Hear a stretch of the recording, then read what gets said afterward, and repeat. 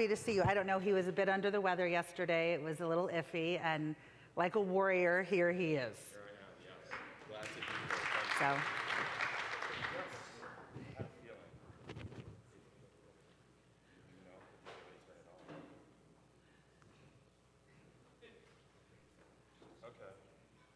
Technical things happening. We can share. So how was last night?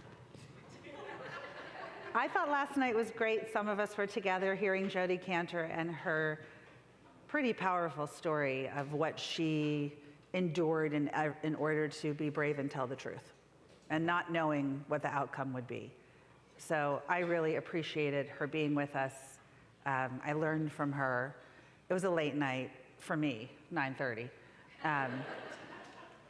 I'm addicted to books, it's a problem, and so I was up late reading a book, which I actually am not recommending. But you know, you have to finish a book, it's a problem.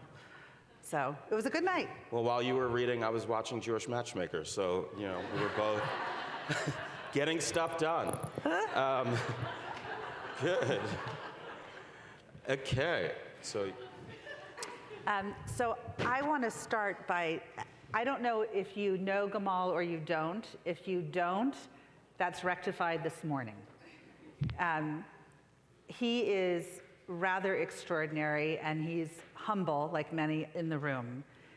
He has a TED Talk from 2014 that I watched after I finished The Bad Book, and several thousand people have watched this TED Talk. It's called Social Impact as Art. And if you haven't watched it, I encourage you to watch it. One of the examples you shared relevant for today was a quote from a woman with whom you were working, who said, someone said to her after she spoke at a large venue, "You did a pretty good job for a woman." And how that falls on so many of us. You talk about how someone can have impact, and you define impact as strength, immediacy, and the number of people. And for me, SRE is demonstration of impact in all of those metrics. I also feel very strongly about you as a person and the way you make people feel, which is so powerful and genuine and real. You call it impact, I may call it kindness, but I think it's the same theme. So for those of you who have not heard Gamal speak or know his work, I encourage you to do so. And what I really want to start with is how we have the blessing of you on this stage with us this morning. Well, thank you. This is, you know, I thought I was going to be talking to you, but asking you questions, but here we go. Well, first I would say that 1 in 6 males are abused in this country. And it's a conversation that has been getting, you know, people have been talking about that more and more, but it's still a challenge. And as a survivor of sexual abuse myself, I think that it's important for me to use whatever networks, relationships, platforms that I can to be an ally. And I will also say that I grew up in a house that I'm going to use the word dominated by women. And so really understanding the importance of, you know, what we all bring to the table, and that we need to feel safe and whole in order to do that. And so, and it's just the same as, as we need to have allies for the Black community, for the LGBTQ community, right? We also need to I need to make sure that I am living as an ally for identities that I'm not of. So that is one of the ways in which I got to be here. And then lastly, I've worked in the Jewish world for 10 years. I was an executive for 8.5 years, and I was the only.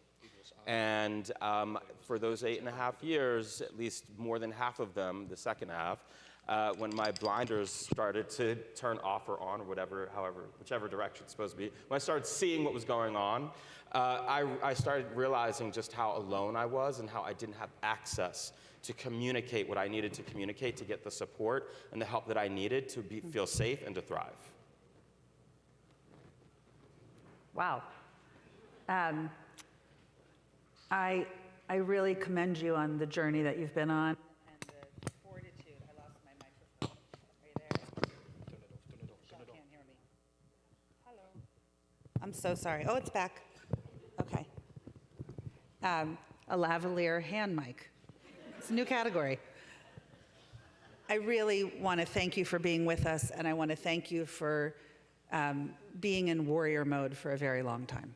Because I think everyone in this room is in what I call warrior mode for very long periods of time to try to make a difference.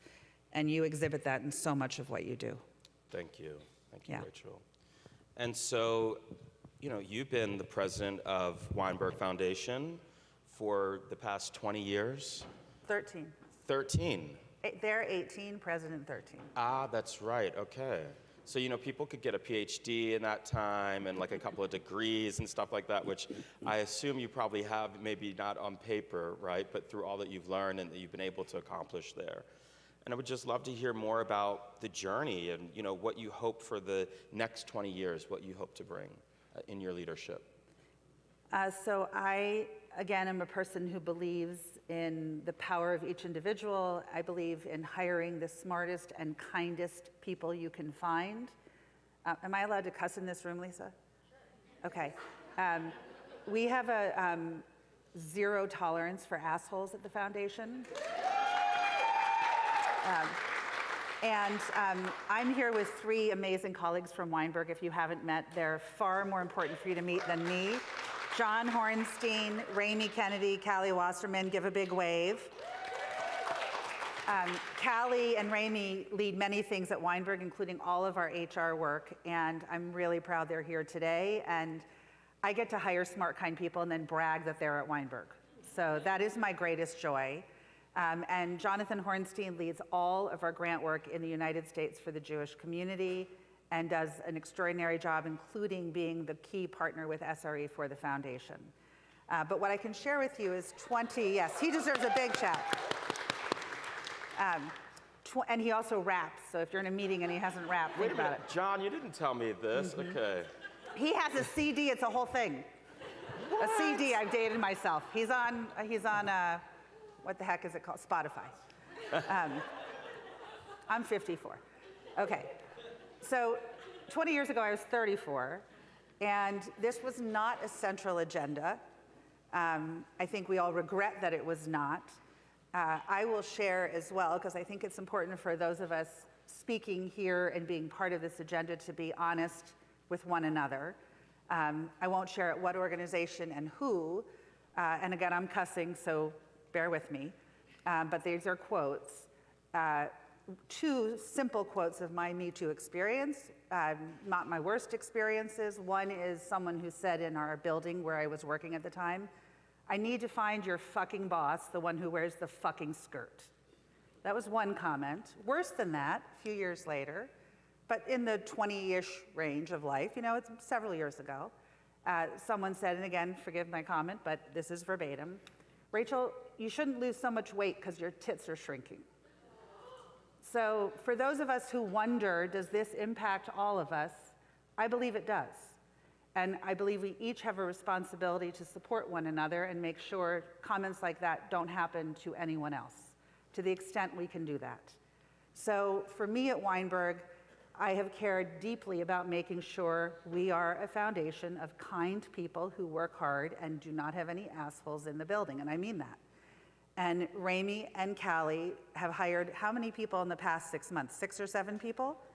And it is a rigorous process. I've talked to each of them since they've been hired, and they talk about the onboarding experience, they talk about feeling welcome, they talk about feeling safe early in their jobs. So for me, that would not have been on my agenda 20 years ago, but it is at the forefront of our agenda today. When I joined the foundation, we had a board of 5 white males. They're all wonderful. Today, we have a board of 3 men, 2 women, 1 of color, who will be the chair of the board. So it's an exciting time for us, and I will tell you, we are 57% female, 50% diverse, almost 10% self-identified LGBTQ, and important to note, 13% Jewish. So all these meetings, SRE and JPRO and the GA and the Leading Edge Survey, the need for us to be mindful of all in our community also remains very important.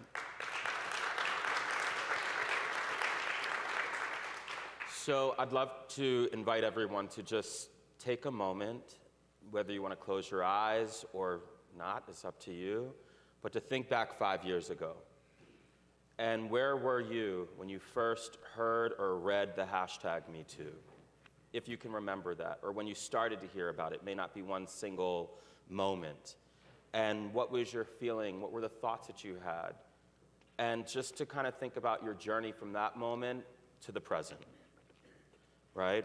And so, Rachel, I'd love for you to take us back 5 years ago when SRE was founded and Me Too started and people started sharing stories and they were reaching out to you, they were reaching out to Lisa, to Elka. I imagine there are probably male allies that, hopefully that they were reaching out to. Could you talk to us about what that was like and what was going on for you in that time?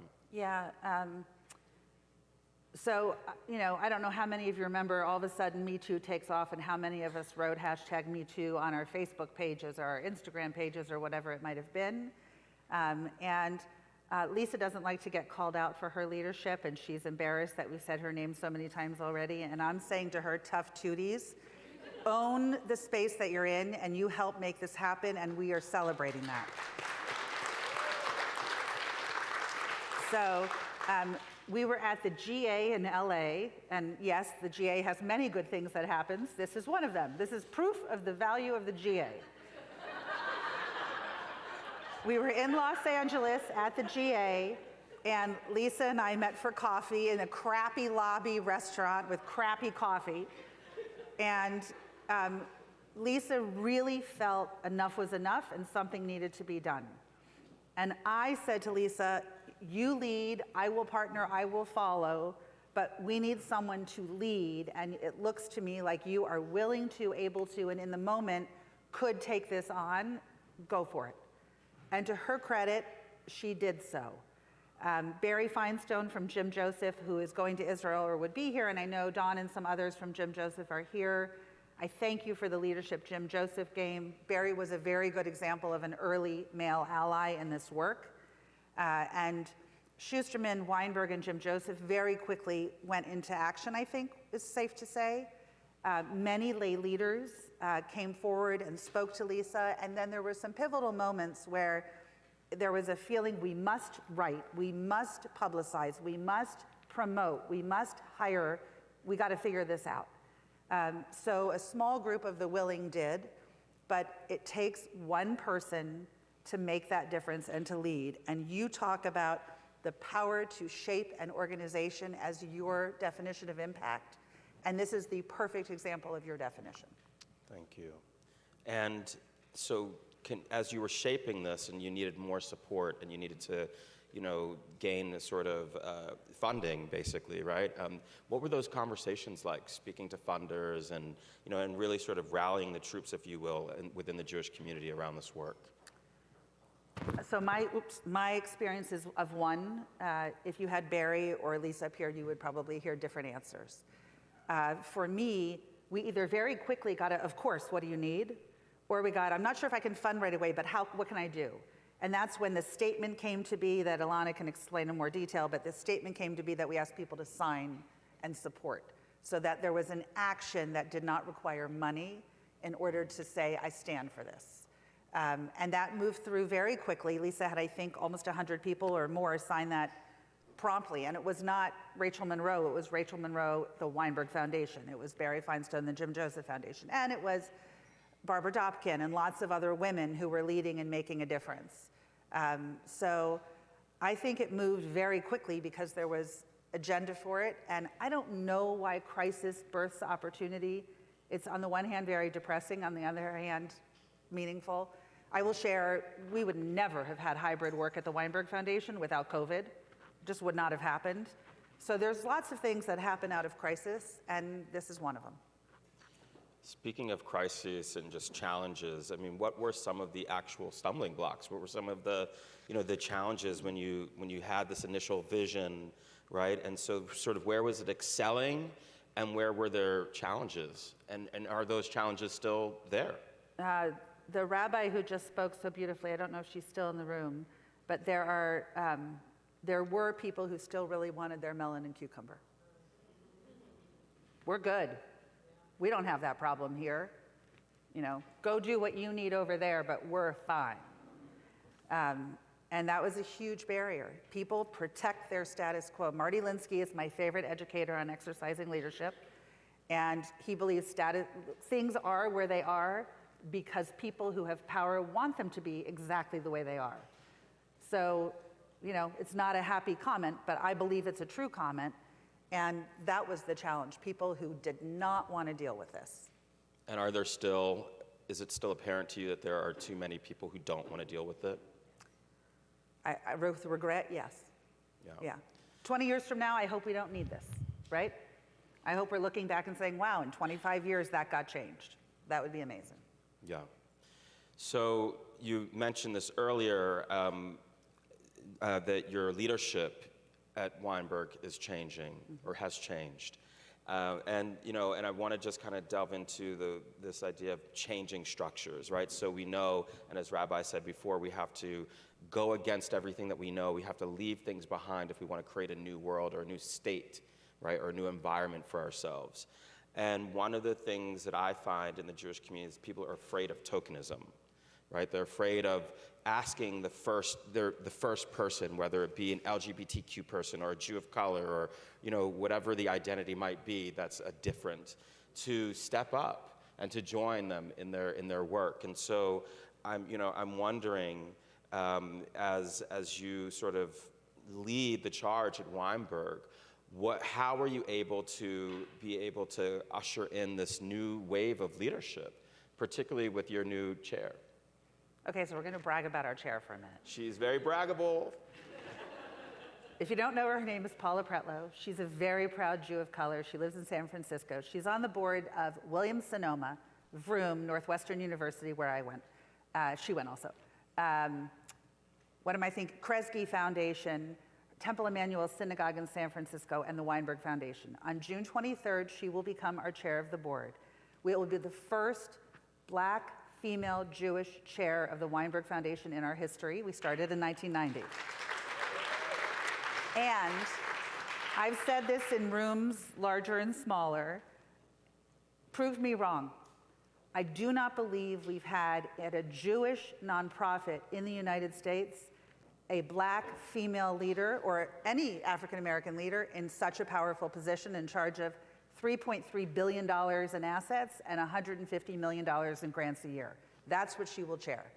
And it is extraordinary, and she is an amazing individual and professional and leader.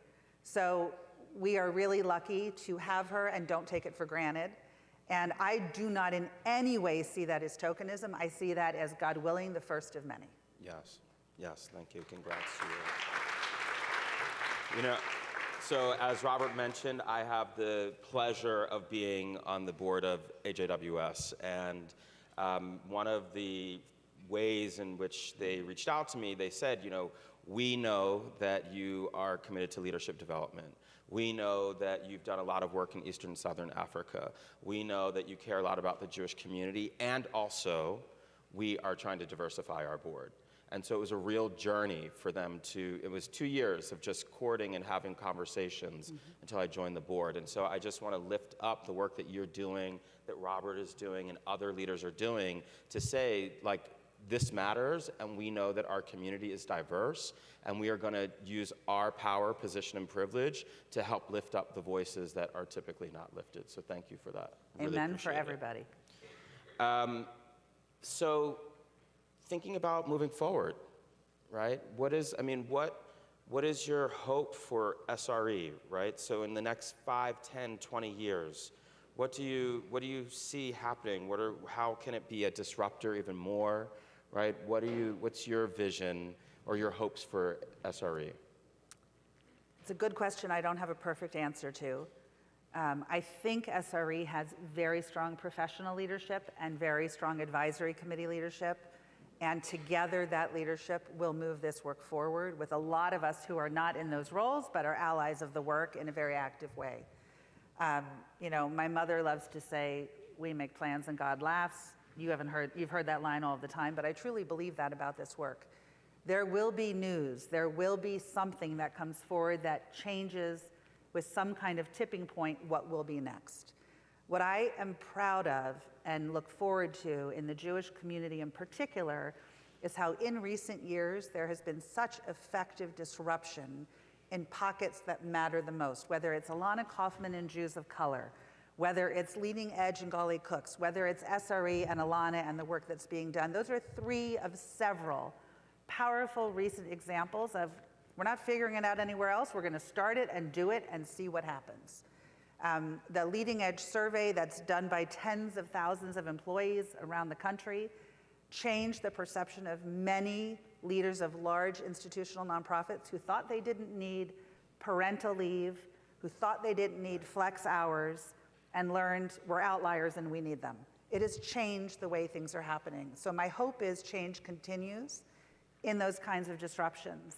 And I would just end, because our time is up, by saying, again, watch his TED Talk, check out everything on his website, it's amazing.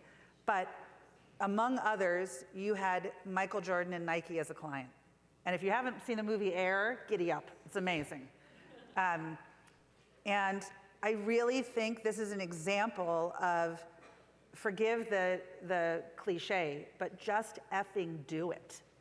You see a problem, actually step into that light, get into your warrior mode, and make it happen. You'll be surprised by how much support you get.